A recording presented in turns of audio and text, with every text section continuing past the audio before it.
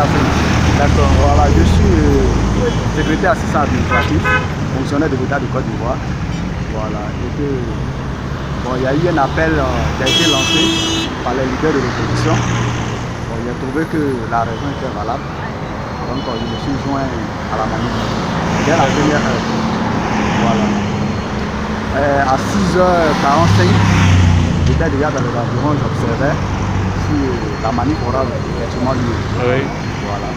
Donc j'ai aperçu une vague de manifestants qui ont traversé le feu du carrefour de l'Indigné. Le carrefour de l'Indigné. Pour aller vers le carrefour du lycée technique. Donc nous on venait à peine d'arriver. Donc on a formé un petit groupe d'une centaine de personnes. On attendait les leaders. Bon. 20 minutes après, le président Aboudraman est venu. Donc, il se suivait presque. Le président Aboudraman est venu. Ensuite le président Koulibaly. Et le député, je crois, Siméon. Et puis Boni Krabé. D'accord. Voilà. Ils sont venus. Dès qu'ils sont descendus de leur voiture, la police est venue les encercler. Il a commencé. En tout cas pour les autres, l'arrestation a été un peu tendre. Mais pour le président Aboudraman Sangaré, avec une brutalité que je peux qualifier. Il a même eu des habits un peu déchirés, tout ça. Puis ils l'ont jeté dans leur cargo. Ils sont partis. Donc depuis le matin, nous sommes là. Bien que nos leaders soient détenus quelque part là-bas, nous sommes sur les lieux. Mais comment est-ce qu'on peut résumer la situation? Bon, la situation... À l'heure actuelle, parce que depuis le matin jusqu'à actuellement 10h. Oui, jusqu'à 10h, si vous remarquez, il y a certains camarades qui, malgré que les leaders soient pris, sont encore sur les lieux, désespérément, mais ils sont là. Bon, ça ne donne aucune envie de rentrer ce soir, ayant la conscience que ton pays va en pleine perdition. D'accord, mais concernant cet aspect-là, comment est-ce qu'on peut jauger la nouvelle constitution? Est-ce qu'elle est consensuelle? Est-ce qu'elle est vraiment moderne et personnelle? Si nous sommes là aujourd'hui, c'est parce que cette nouvelle constitution, que je ne peux même pas appeler constitution. Quand on prend toutes les démocraties pour constituer une constitution, on essaie de consulter tous les plans de la population. À partir du moment où un Ivoirien trouve qu'il n'est pas d'accord, je pense que ici, en matière de constitution, ce n'est pas la majorité. Parce qu'une minorité peut être mécontente sur un point de la constitution. Parce que quand on écoute le régime en place, l'article 35 aurait fait beaucoup de mal à la Côte d'Ivoire.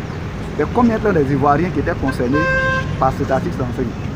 C'est lui sa personne. Mais lui, sa seule personne, a suffi pour créer une guerre dans ce pays. Ça veut dire qu'à partir du moment où un Ivoirien n'est pas d'accord sur telle ou telle ligne, on doit essayer de l'écouter, qu'est-ce qu'il propose de mieux.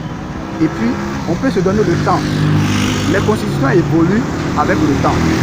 Une constitution qui a été établie en 1960 ne peut forcément pas être valable en 2040.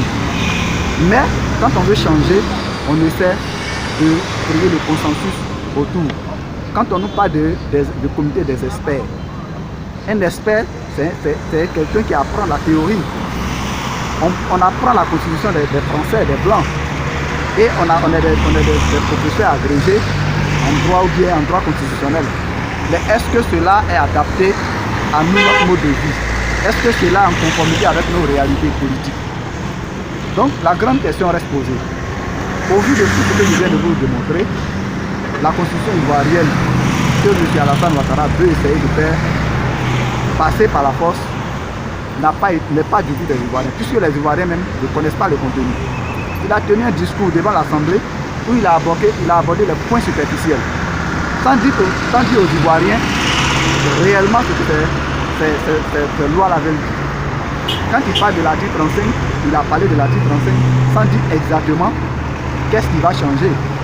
Nous, notre crainte, c'est qu'on ne connaît non seulement pas le contenu de cette constitution, alors une fois la constitution passe en grippe par leur soi-disant référendum, que moi j'estime que ça sera traité, on sera en passe des faits accomplis, où on dira que toi, Ivoirien, tu as voté, que tu as dit à partir d'aujourd'hui, tel monsieur doit être temps, doit être temps. Et nous ne sommes pas d'accord pour ça. Donc cette constitution, avant même qu'elle soit, je ne sais pas quoi, comme l'Union qui fait tout par décret, voilà, elle ne rencontre pas l'adhésion des Ivoiriens. Je suis M. Kwame, M. Kwame Bona, voilà. Je suis sympathisant du FPI. Je suis un disciple de Laurent Gbagbo, parce que c'est quelqu'un qui a toujours œuvré pour la liberté et pour la démocratie. Et cela me cœur que je vois la démocratie reculer dans mon pays, après 10 ans d'efforts. Vous remarquez, quand on parle de l'histoire du FPI, on dira que le FPI, arrivé à un moment, s'est mis ensemble avec le RDR pour lutter. Mais c'était sur quoi? C'était tout simplement sur le bulletin unique. On luttait contre Bédié pour avoir le bulletin unique. Mais c'est pourquoi on a été obligé de s'allier au diable. Voilà aujourd'hui le référendum qui est annoncé. On nous dit qu'on fera 2 bulletins. Or, nous connaissons en Côte d'Ivoire que dans certaines régions, on peut envoyer même les bulletins dits pour oui et puis ne pas envoyer le nom. Et c'est comme ça, le système a toujours marché. Donc c'est ce recul de la démocratie là qui nous inquiète. Monsieur, l'avenir de nos enfants sont où? L'avenir de nos petits enfants sont où? Vous-même qui arrêtez là, si vous êtes des Ivoiriens, je ne sais pas, mais où on va? Où on va? Où on va? Dans ce pays, une seule personne parle. Aucune personne ne peut parler si ce n'est pas lui seul. Vous avez vu ça? Personne ne parle. Vous avez vu ça? Je ne sais pas qui peut venir à nos secours si ce n'est pas Dieu. Je ne sais pas qui peut venir à nos secours si ce n'est pas Dieu. Parce que je ne vois personne. Pendant qu'on est en train de souffrir, il y en a qui se moquent de nous.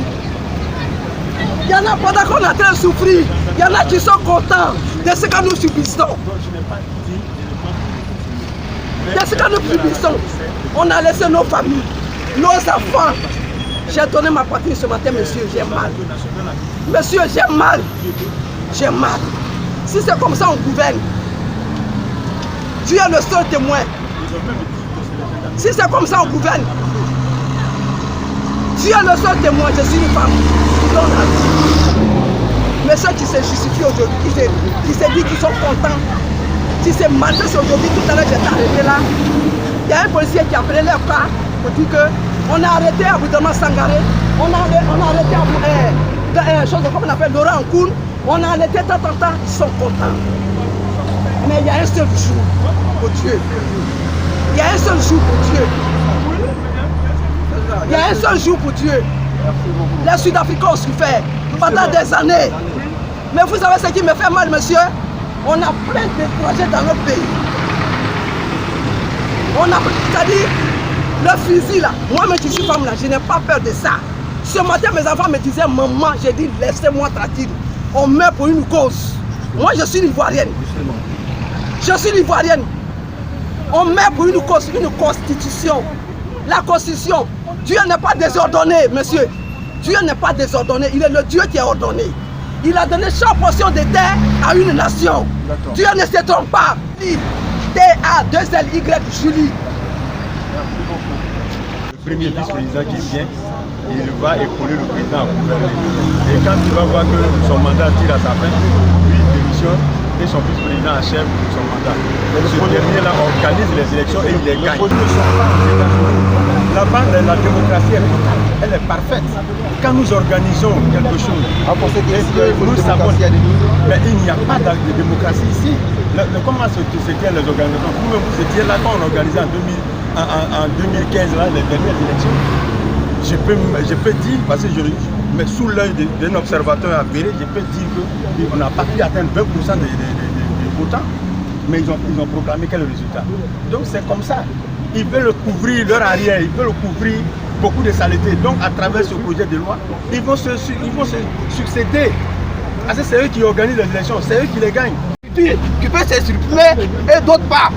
Vous avez vu ça dans quel pays? Moi je travaille ce matin. Je suis venu marcher avant, je suis venu exprimer ma colère avant d'aller au boulot. Et on m'empêche d'exprimer ma colère. On garde tout le monde. Vous avez vu ça dans quel pays? Vous avez vu dans quel pays où on ne peut pas s'exprimer librement? Si ce n'est pas en Côte d'Ivoire, dites-moi. Ça veut dire qu'on choisit son opposition. Pas plus tard que 2 semaines de cela. Moi, je partais au travail, j'ai croisé un groupe de corps habillés. Moi, j'ai demandé qu'est-ce qui se passe ici. Ils disent non, nous sommes venus encadrer la marche du FPI. Ça m'a fait rire. Moi, c'est que on ne peut pas encadrer une marche du FPI normale. Il faut une marche de Bozo normale. Après, je me suis renseigné. On m'a dit non, c'est Afin Guesson qui marchait. J'ai compris. Et ça, ils ont filmé, ils ont encadré, ils ont monté à la télévision. Et j'ai compris tout à l'heure pourquoi ils ont encadré. Maintenant, la vraie opposition est en train de marcher. L'opposition là, moi-même, je n'ai même pas lu totalement parce que c'est du pipeau. Où c'est une seule partie qui s'exprime. C'est-à-dire que ce n'est pas la peine. Il faut que le pays soit réunifié, il faut que les gens s'expriment librement, il faut que tout le monde puisse s'exprimer pour qu'on puisse voter normalement. Vous comprenez? Est-ce que vous pensez que ce truc-là, c'est la population normale qui va voter? Même s'il y a 10 personnes qui votent, ils vont dire non, il y a 1000 personnes qui ont voté. Donc, le projet de constitution, ça, c'est pas ça mais qui m'intéresse. Moi, je veux que la légalité s'installe dans ce pays. Ça dit quoi? La légalité, vous comprenez? Ça dit, ils ont pris leur projet de constitution. Ils ont donné la possibilité à toute la population de Côte d'Ivoire de s'exprimer sur ce projet. C'est tout mon problème qui est là.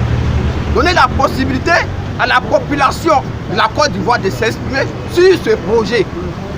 Je ne sais pas si vous voyez ce que je veux dire.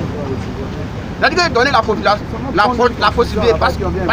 C'est-à-dire qu'on a vu les élections récentes là. Vous avez vu le taux de participation 2015, ça tourne autour de 15%, 12%. Ils ont dit combien? Ils ont parlé de près de 50%. Maintenant, qu'est-ce qui prouve que quand ça va aller au vote? D'abord, on n'a pas besoin de preuves. Ça veut dire qu'ils vont même leur projet, leur soi-disant projet là. Ouais, la population a voté le oui, les conneries comme ça là, pour nous distraire là. On va où est ça? C'est-à-dire que si c'était la population normale qui votait, moi ça ne m'intéresse pas. J'ai dit non, la population a décidé que ça passe. Mais ça ne sera pas la population qui va s'exprimer. On sait qui va s'exprimer dans ça. Donc ils n'ont qu'à arrêter de nous distraire. La liberté d'expression, la position ne me dérange pas. Je reviens sur ma mère. La liberté d'expression.